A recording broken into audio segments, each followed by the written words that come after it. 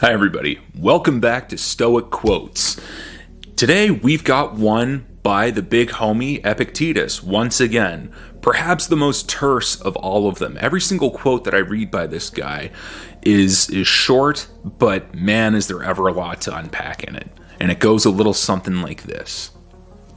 You become what you give your attention to. Whew. Man, if I didn't know any better, that would have been a rich boy line. I'm kidding. But I love this quote because I think it's really, really relevant for today's day and age. You become what you give your attention to.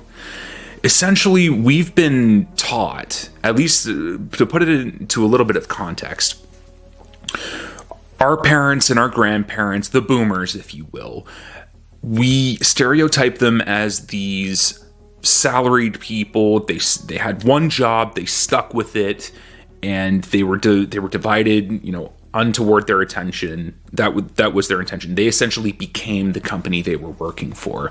They became what they wanted, that singular vision, not just in the job, but let's say for their hobby. Let's say your grandfather really liked fishing, he became a fisherman, and so on and so forth. And I think that in today's day and age, despite the illusion of choice that we have, we switch jobs like we switch underwear, or we go travel all the time. Essentially, what that becomes, and that's sort of where I find a little bit of the paradox in there, because we give so much attention to either how we look online or whatever else, or putting up an appearance in let's say by appearing cultured, by traveling a whole lot, or even by having almost laser focused, hyper focus on one particular thing or hobby. We essentially become that. So if you're scrolling on your phone all day, you essentially become the living embodiment of Instagram, or you become the living embodiment of let's say if you're a sports fan, if you watch sports all the time, you become the embodiment of your team. And I love this quote because it precisely, it almost warns you the dangers of being hyper focused on one particular thing. And it doesn't just have to be with regards to the culture. It can be with other things too. If you're hyper focused on one particular philosophical school of thought, if you will, you become that. You become an adherent, an embodiment of that philosophical school of thought.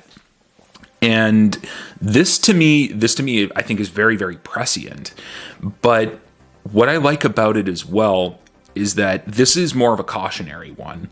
And I think it also, the underlying message within that is to broaden that horizon, in the sense of, because when you're so focused on broadening the horizon, that's what you become. You become this sponge, if you will, for knowledge and for culture and for everything else. However, what I think Epictetus was trying to communicate was that when he said you become what you give your attention to, is that if you focus on your virtue, you will embody virtue, you will become virtue.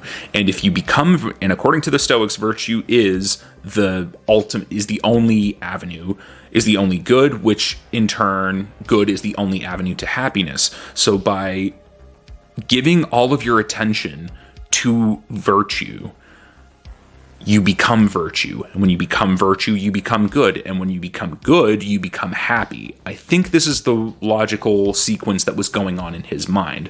Of course, I'd love to, crack a beer with him and talk about it, or some wine or whatever it is they drank back then. But obviously was born a little bit too late for that. But I think that's the underlying message that he's trying to communicate, is that you have to be hyper focused on virtue, because if you're hyper-focused on the wrong thing, you become that thing.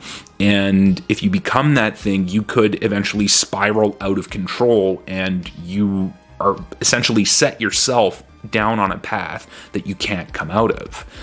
And that's why I really like this quote. It's short. I mean, it's like, what? Eight words? shit, and we spent all this time talking about it. What a banger, I have to say. And this is easily one of my favorite ones. It's a good quote, and I think it's important as well, not just because of the underlying message, but also because it's so relevant in today's day and age.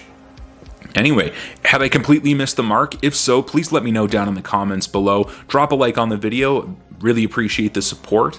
And as always, thank you so much for watching.